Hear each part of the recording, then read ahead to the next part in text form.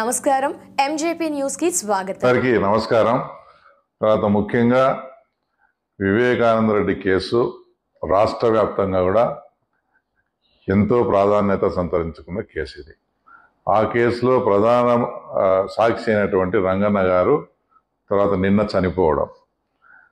చనిపోవడం ఆయన చనిపోయిన విధానం కూడా ఏంటంటే, నిన్న ఆయనకు బ్రేక్ఫాస్ట్గా బయట నుంచి ఒక దోశ తెప్పించి ఇచ్చింది వాళ్ళ భార్య.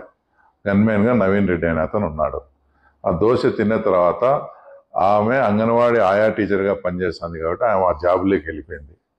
జాబులోకి వెళ్ళిపోయిన తర్వాత ఇతనికి ప్రాబ్లం ఉంది, నాకు ఇబ్బందిగా ఉంది, హాస్పిటల్కి తీసుకుపోండి అంటే దాదాపు మధ్యాహ్నం 12:30 1 గంట ప్రాంతంలో వాళ్ళ భార్యను రమ్మని వాళ్ళ భార్య తర్వాత గన్మెన్ నవీన్ రెడ్డి కలిసి పులివెందుల హాస్పిటల్కి తీసుకుపోయినారు. అక్కడి నుంచి వాళ్ళు తర్వాత రిమ్స్కు రెఫర్ చేస్తే అక్కడికి పోయిన తర్వాత సాయంత్రము ఆయన చనిపోవడం జరిగింది. ఈరోజు ఇది ఎంత దారుణమైన విషయం అంటే, ఈరోజు సాక్షి ఛానల్లో ఆయన పోలీసు వాళ్ళు విపరీతంగా కొట్టినారు, పోలీసులు దెబ్బలు తట్టుకోలేక తర్వాత రంగమ్మ భార్య సుశీల స్టేట్మెంట్ ఇచ్చినట్లు సాక్షిలో స్ట్రోలింగ్ అంతా వేస్తున్నారు. ఎందుకు మేము ఇంత ఆందోళన చెందుతున్నాము, మేము ఎందుకు ఇంత తపన పడుతున్నామంటే, ఒకసారి ఆల్రెడీ మేము మోసపోయాం. మీ కళ్ళబొల్లి మాటలు విని హార్ట్ అటాక్ అంటే మేము కూడా హార్ట్ అటాక్ అని మోసపోయి ఆ రోజు మా ముఖ్యమంత్రి నారా చంద్రబాబు నాయుడు గారు కూడా ఇట్లా ఇంట్లో మనిషిని ఇంత దారుణంగా వీళ్ళు చంపుకునే పరిస్థితి ఉండదులే అని మేము కూడా మోసపోయినాం ఆ రోజు. లేదంటే ఆ రోజే సాక్ష్యాలు ట్యాంపరింగ్ చేసేది మా కళ్ళకు మా ఎదురుగా సాక్ష్యాలన్నీ తుడిచినారు. పులివెందుల ప్రజలు చూస్తానగానే మీరు అక్కడ ఉన్న సాక్ష్యాలంతా అవినాష్ రెడ్డి నాయకత్వంలో మొత్తం ట్యాంపరింగ్ జరిగింది. ఆ రోజు సాక్ష్యాలు ట్యాంపరింగ్ చేసినారనే సెక్షన్ కేసు పెట్టిందంటే ఆ రోజే ఆ కేసు యాక్చువల్గా ఆ రోజే వివేకానంద రెడ్డి కేసుకు చిక్కుముడి అంతా కూడా విడిపోయేది. ఆ రోజు మేము చేసిన మా ముఖ్యమంత్రి గారు ముఖ్యమంత్రి స్థానంలో ఉండి కూడా ఈ మనుషులు ఇంత నీచంగా ప్రవర్తిస్తారని అనుకోకుండా మేము ఆ రోజు మోసపోయినాం, వాస్తవంగా మోసపోయినాం. మళ్ళీ ఈ రోజు మేము దాని గురించి కానీ న్యాచురలే అనే అందరి అభిప్రాయం కూడా న్యాచురల్ డెత్ అనే మేము కూడా అనుకుంటున్నాం ఇప్పటికీ. కానీ వీళ్ళు సాక్షిలో వేసింది ఇవన్నీ చూస్తే ఇప్పుడిప్పుడే మాకు కూడా అనుమానాలు కలుగుతూ ఉన్నాయి. ఎందుకంటే గతంలో వాళ్ళే మర్డర్ చేసి నారాసుర చరిత్ర అని మా ముఖ్యమంత్రి గారి మీద వేసినట్టు ఈ రోజు కూడా ఆమె అసలు ఇంకో విషయం ఆమె మాట్లాడింది ఏంటంటే, గతంలో మర్డర్ జరిగిన తర్వాత సాక్ష్యానికని పిలిచి పోలీసు వాళ్ళు అప్పట్లో మమ్మల్ని వేధించారు. ఆ వేధింపులు తాళలేకనే ఆయన సిక్ అయిపోయి నేను ఆయనకు సేవ చేయలేక చచ్చినా ఇన్నాళ్ళు ఆ పోలీసుల వల్లే అదేది ఈ పోలీసులు అని చెప్పి ఇప్పుడు వేస్తున్నారు. అంటే అప్పుడు ఎవరు అధికారంలో ఉండింది? జగన్మోహన్ రెడ్డి గారు ముఖ్యమంత్రిగా ఉన్నారు. ముఖ్యమంత్రిగా ఉండి ఈయనను నువ్వు జరిగినట్టు చెప్పకుండా మేము చెప్పినట్టు చెప్పాలని ఆయన్ను వేధించి ఆ పోలీసులు వేధించారని ఆమె చెప్పింది. దాన్ని ఈ రోజు సాక్షిలు ఏం చెప్తున్నారు? పోలీసులు వేధించినారు, ఆ వేధింపులు కొట్టినారు, దానికి మా భర్త చనిపోయినాడని మా ఆయన భార్య సుశీలమ్మ స్టేట్మెంట్ ఇచ్చినట్టు చెప్తారు. ఇవన్నీ ఏమవుతాయంటే మాకు పలు అనుమానాలకు దారితీస్తుంది. గతంలో మీరు చేసి అలాగే మా మీద ఎట్లా నెపం వేశారో ఈ రోజు కూడా మీరు మళ్ళీ ఇదంతా చేసి దాన్ని కూడా పోలీసుల మీద రాష్ట్ర ప్రభుత్వం మీద వేసి బురద జల్లాలని. అందుకే మేము జాగ్రత్తగా అక్కడ ఉండే ఆఫీసర్స్ కానీ మా కడప ఎస్పీ కానీ ఇంకోరు కానీ దగ్గరుండి ఆయనకు ఏదైనా పాయిజన్ జరిగిందా ఇంకోటి జరిగిందా ఏమిటా అని సిస్టమేటిక్గా పోస్ట్ మార్టం రిపోర్ట్ కూడా చేపించారు. తర్వాత అది కూడా తొందరలో వస్తుంది.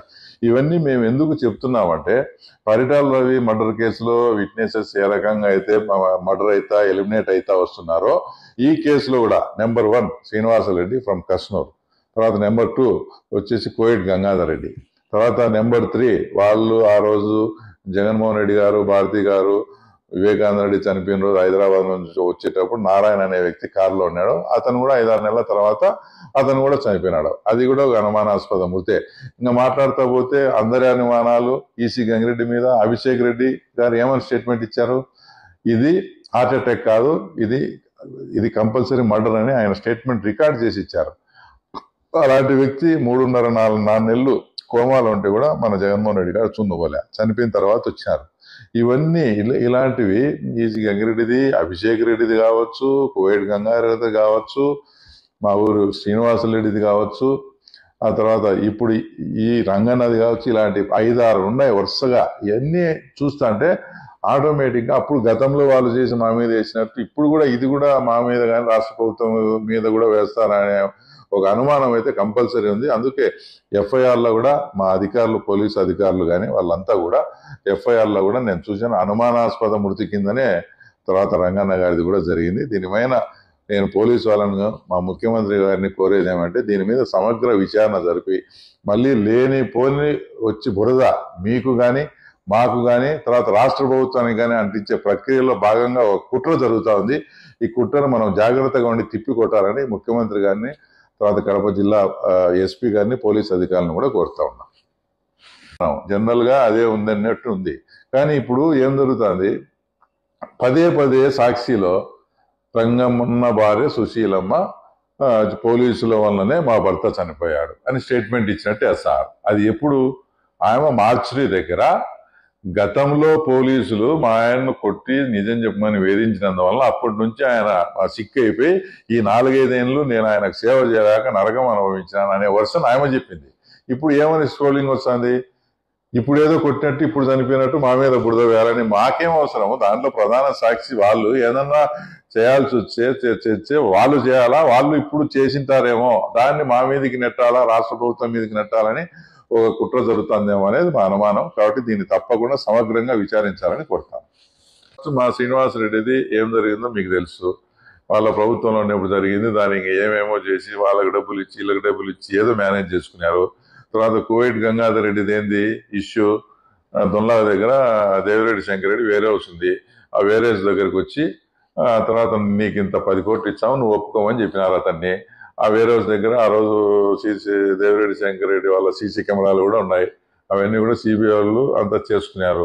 ఆ తర్వాత వాడు అది నేను ఎప్పుడైతే వాడిని సరిగా చూసుకోలేదో ఇదంతా నేను చెప్తానని ఐపీఎల్కు వాడిని వాళ్ళ భార్యను ఎవరినో బంధువులను మేనేజ్ చేసి వాడిని అనంతపురం హాస్పిటల్కి పంపించి ఏందో స్లో పాయిజన్ టైప్లో ఇచ్చి అతన్ని చేసినారు.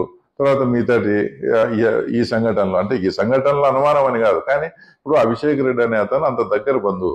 నువ్వు 3.5 months 4 months చూన్ను కూడా పోలేదంటే ఏమని అర్థం?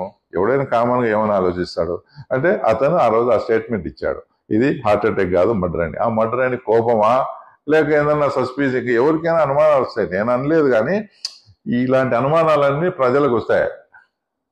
కాబట్టి వీటన్నిటి మీద ఇప్పుడు ప్రభుత్వం మారింది కాబట్టి వీటన్నిటి మీద కూడా సమగ్రంగా విచారణ జరపాలని కూడా మా ముఖ్యమంత్రి గారిని, తర్వాత పోలీసు అధికారులను కోరుతాం. పుణ్య కూడా దస్తగిరి సెంట్రల్ జైల్లో ఉన్నప్పుడు చైతన్య రెడ్డి వచ్చి బెదిరించా, దాంట్లో నేను కూడా విట్నెస్ ఇచ్చా. ఇవన్నీ చూస్తే దస్తగిరికి కూడా ప్రమాదం ఉండొచ్చు. ఎందుకైనా మంచిది, గతంలో ఆయనకు ఏదైతే సెక్యూరిటీ ఉందో ఆ సెక్యూరిటీని పునరుద్ధరించాలని కూడా మన ముఖ్యమంత్రి గారిని నేను కూడా మీ ద్వారా కొడతా ఉన్నా. ఎందుకంటే అతను చాలా కీలకమైన వ్యక్తి ఈ కేసులో. కాబట్టి ఇంకా ఇన్ని చేసిన వాళ్ళు అతనికైనా ఏదైనా ప్రమాదం చేసే పరిస్థితి ఉంటుంది. నిజంగా మీ ముందు కూడా నేను దస్తగిరిని గతంలో ఏం తప్పు చేసినాడా ఏమా అనేది ఆ విషయాన్ని పక్కన పెడితే ఇప్పటికి వాళ్ళన్ని కోట్లు ఆఫర్ ఇస్తానే కూడా అతను ఏదైతే నేను తప్పు చేసినా దానికి ప్రాయశ్చిత్తంగా ఉండాలా అనే దాని మీద స్టాండ్గా ఉన్నాడు చూడు. దానికి నిజంగా దస్తగిరిని అభినందిస్తూ దస్తగిరికి ఏం కాకుండా ఉండాలని కూడా భగవంతుని కోరుకుంటూ మా ముఖ్యమంత్రి గారిని కూడా దస్తగిరికి సెక్యూరిటీ పెంచమని కోరుతా ఉన్నా.